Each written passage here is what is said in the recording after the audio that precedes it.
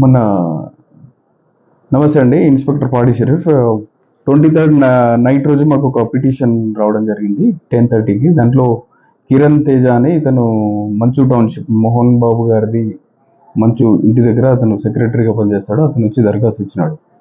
ఏమని చెప్పేసి అంటే 22nd రోజు నైట్ అతను 10 lakhs వ్యాపారానికి సంబంధించిన డబ్బులు తీసుకొని వచ్చి అక్కడ మంచు టౌన్షిప్లో ఉన్న అతని రూమ్లో పెట్టి అతను పడుకున్నాడు. మార్నింగ్ లేచేసరికి ఆ 10 lakhs కనిపించలేదు.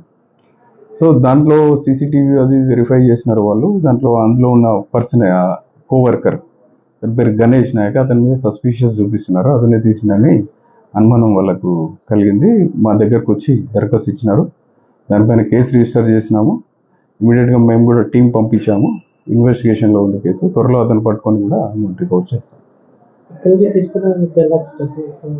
ఈ ఏదైతే కిరణ్ తేజ అతను ఒక రూమ్ ఉంటుంది, అక్కడ వర్కర్స్ రూమ్ ఉంటుంది. ఆ రూమ్లో అతను బ్యాగ్లో పెట్టి పడుకున్నాడు.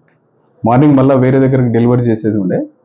ఈ టైంలో నైట్ అయిపోయిందని చెప్పేసి అతని దగ్గర పెట్టుకున్నాడు. మార్నింగ్లోకి జరిగింది.